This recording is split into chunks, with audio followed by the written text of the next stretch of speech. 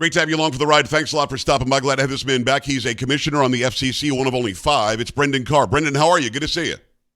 I'm doing great. Good to see you, Joe. Thanks for having me back on. You're very welcome. I've been in broadcasting 35 years, as you know. I've been on radio and or television that entire time.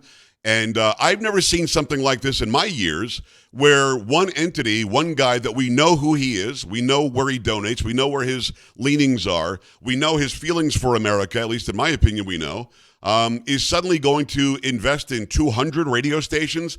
And you're crying foul. I don't know how the process, I've never owned a radio station. I don't know what the process is going through the FCC, what the approval looks like. But can one person show up like right before an election and buy 200 radio stations? Is that real? Well, there's a reason why you've never heard of this before, and that's because it's unprecedented. Never before has the commission voted to authorize the takeover of 200 plus radio stations across more than 40 markets or cities without running the required normal review process. So if you step back, this Soros-backed group is making a move to buy all these 200 radio stations out of bankruptcy, and they're using some foreign investment dollars from somewhere as part of the purchase. And the FCC's law is very clear. When you have excessive foreign ownership, meaning more than 25%, you have to go through an executive branch review process known as Team Telecom, where they see, are there any national security issues with this particular funding? Are there any foreign policy or trade issues? Here, this Soros-backed group admitted we've got excessive foreign ownership, but we don't want to go through that normal process because it's going to take too long. And so this is the very first time that the commission itself has voted to put the cart before the horse, let them get a hold of these stations quickly without running that normal process. Well, what is that? I'm not sure I understand, Brendan. Again, it's Brendan Carr, FCC Commissioner, talking about George Soros investing in 200 radio stations and admitting that a lot of this is foreign dollars. I mean, to me, and maybe I'm just being simple about this, you wouldn't want a potential adversary to have the ability to buy a bunch of radio stations unvetted and then push propaganda on the stations, right? Yeah, that's the exact reason why you have this process. What the Soros group hasn't told us is how much foreign money they have. Is it 26% or is it 100%? What they haven't told us is the source of that. Is it a allied country, in which case no big deal, or is it not? They made none of those disclosures. What they did say was they will wall off whatever foreign interests there are until they later come back to the FCC to run this process they should have run already. But again, even there was no assurances at all provided to the FCC that this walling off mechanism would in any way be effective. I mean, look, if you step back, this is an administration in an FCC that has not found its way to yes on almost any transaction or deal. In fact, we just dinged one, which would have created the largest minority-owned broadcast TV station because someone raised concerns in the record about job losses. Now, they addressed it in that case, but here, the same concerns were raised about cutting jobs in these newsrooms at these 200 stations. The Soros group didn't address it. The FCC didn't address it. Again, it just waved this deal on by. It's Brendan Carr. He's an FCC commissioner. Follow him, Brendan Carr, FCC, over on X. So I don't want to be a conspiracy guy, so I'll ask you directly. Could it be China? Could it be Russia? Could it be Iran? Do we know? I'd be surprised if it ends up being a truly sort of nefarious country. But could it be? But we have no idea. It could be absolutely anything at this point. There's been zero assurance or information provided other than saying it's foreign. And look, I would love to see a lot more investment right now in local radio. I think we need it. But the reality is capital is fleeing, in certain markets at least, local radio. And yet we're now seeing this significant investment from the Soros group. Maybe they're seeing something financially that others aren't seeing, but this doesn't look like the type of deal that's being done to turn a profit. It looks like their desire to get a hold of these stations is for other purposes. So just so I understand the actual process, and I think you laid it out earlier, but a little slower because I'm not as smart as you. If I want to buy 200 stations or invest significantly in 200 stations, I would go to the FCC and say, I'd like to do this. The FCC then would say, who are you? Where's the money coming from? What are your plans with the stations? I mean, is that the process? Is it that simple or not?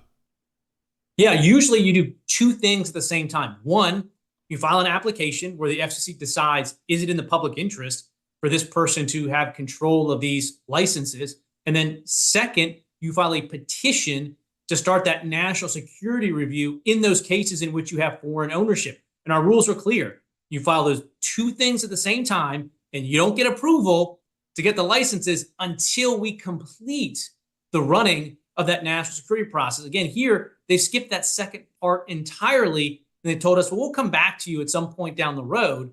But again, there may be good policy reasons to do that, but that's not what our rules say. Our rules say you got to do both of them at the same time. So what's the process? Well, first of all, we know who Soros is. He is a known quantity. I'm not saying good or bad, but we know that he has paid a lot of money to get control of prosecutors' offices, sheriff's races, mayor's races. The guy is putting his stamp on every local and county and state management or governance that he possibly can. No, do you consider that at all, or do you not look at that? Well, if there is a public interest review, for my part, I've not been focused here on the content that this new group would air if they got a hold of the licenses. I've simply been saying your last name should not determine how the government treats you. Everybody should have to go through the same normal process. Nobody should get a shortcut. But look, once these new station owners get a hold of these licenses, which they're doing either now or very soon from now, they can make any changes they want in terms of the format or the programming.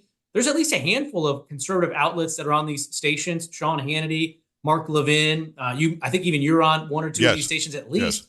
And all those stations could be changed virtually overnight. That's the way it is. But look, the FCC's decision, again, didn't really even run a public interest analysis to explain why is it in the public interest for these particular owners to have these particular licenses. It's Brendan Carr, FCC Commissioner. Go to Brendan Carr, FCC over on X. Well, let me ask you this. What's the process? Because you, and I'm guessing the other conservative on the panel were against this. Is there a process, or do you 5 people have the ability to say yes to this and there are no checks and balances? How does it work?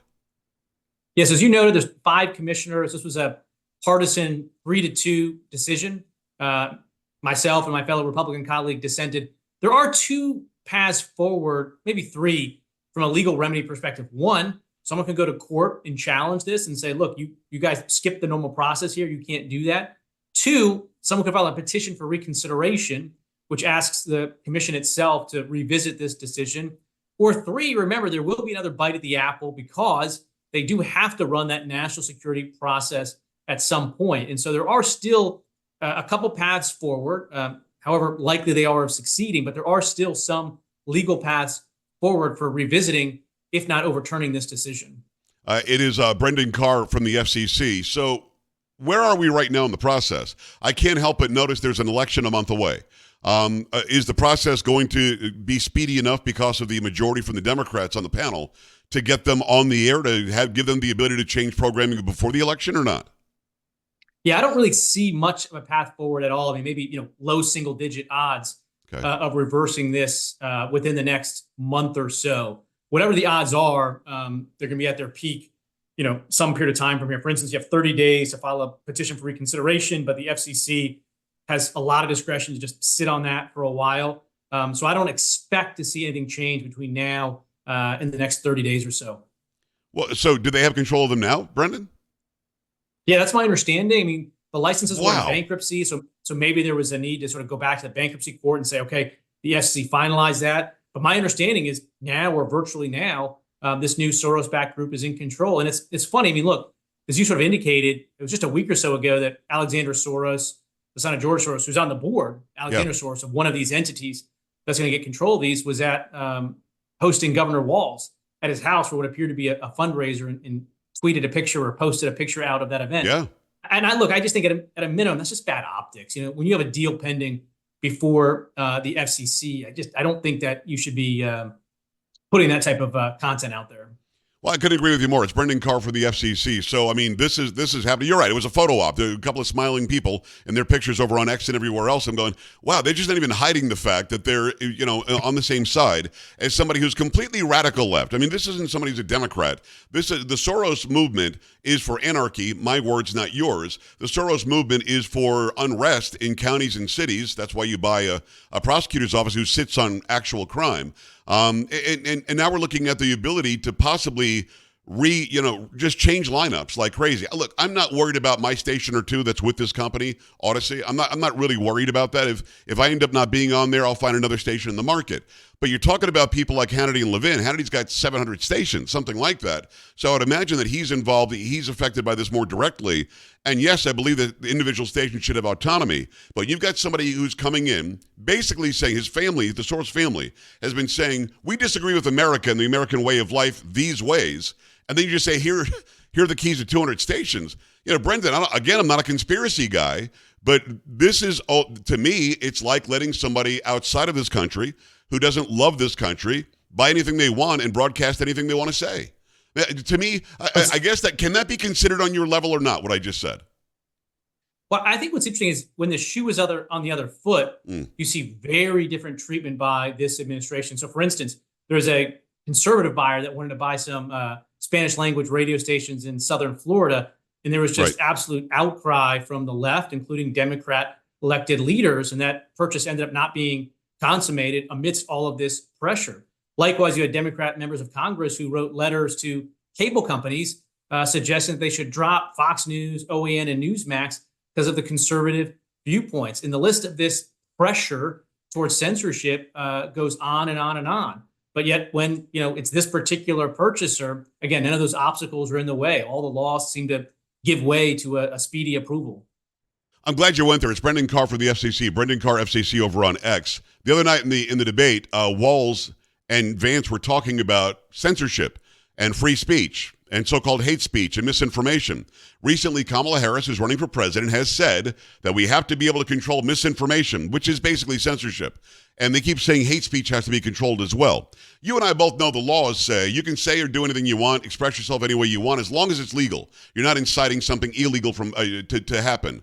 Me saying that the sky is gray when it's actually blue is not something they can prosecute me on. I'm supposed to be able to say it. So when you saw that, I'm guessing you watched the other night, when you saw that back and forth, did the American people, in your opinion, see the difference between free speech and the allegation of free speech with a bunch of censorship? That's what I saw. I don't think it's too much to expect that our elected officials understand the very basics about the First Amendment. As you indicated, Governor Walz, on several occasions, has said that the First Amendment does not protect, in his words, I believe, misinformation around our democracy. And he indicated the other day, hate speech. Well, both of those things are fully 100% protected by the First Amendment. Speech that I hate is protected by the First Amendment. Speech that Democrats hate is protected by the First Amendment. That's exactly how it should be. But it's more fundamental than that. There's this growing sort of movement, both here, abroad. We talked about this in Brazil as well, where there's a lot of government officials in power that want to control the ideas that people have access to. And they do so in the name of, quote, democracy. But that's the opposite of reality. Free speech, robust, wide open, uninhibited exchange of ideas, that is democracy's check on authoritarianism, on government control. And it's concerning, whether it's Brazil or Europe or even here in the US, that you see this trend towards it. I mean, just yesterday or the day before, Congressman Schiff, again, sent a letter to every single social media platform asking them, what are you going to do to censor misinformation ahead of the election? Or to translate it, what are you going to do to censor everyday Americans' expression of constitutionally protected speech? Free speech is the line in the sand. Once we cross that, it's tribalism in its force. You're right. Brazil is a case. The UK also threatening Elon Musk and others. If you dare complain about the uprising, the protests happening in the UK, we will arrest you and charge you and prosecute you. The whole thing is nuts. But again, we're the last bastion. Between the time you and I met several years ago and now, I do believe there's more free speech available on online platforms.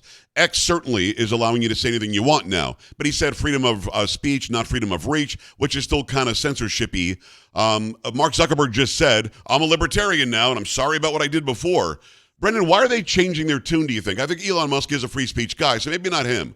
Why do you think Mark Zuckerberg and Facebook are changing their tune after they squelched all of us, you, me, everybody watching and listening, 4 years ago? Why the turn? Is it because of the work you're doing? Well, look, Zuckerberg in particular, I think, was under a lot of pressure from Chairman Jordan, and his committee that was really focused on the censorship that Facebook was doing. And so I think it was in that context that you saw Mark Zuckerberg sort of finally cry uncle in copses from what has been going on. I also think we're a little bit on the downside of the surge in censorship.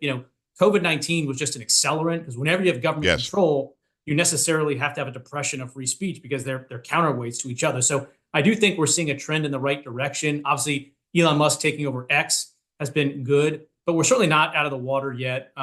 It's interesting. I think we're sort of in a new phase. We were told for years and years and years, there's no bias on social media against conservatives.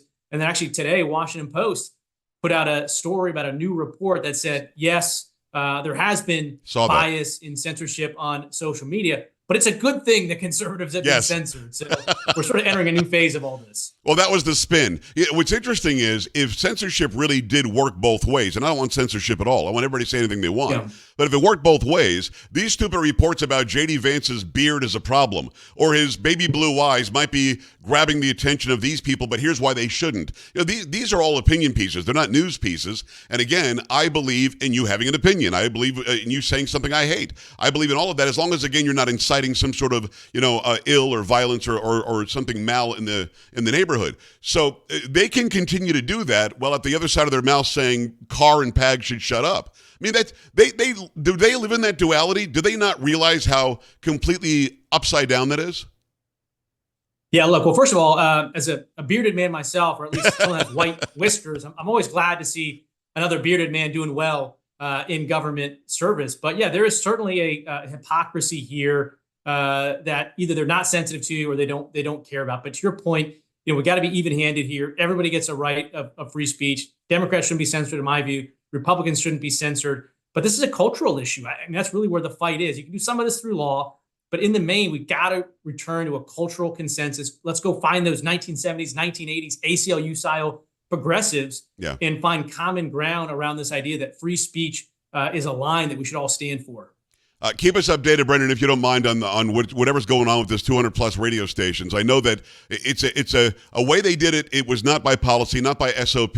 Hopefully, some sort of a challenge to this where we can at least know where the money's coming from is going to be fruitful. And I appreciate you highlighting this for all of of America to see. This is very, very important. Thank you so much. Yeah, good to be with you. Thanks. All right, brother. We're back after this. Stay right here.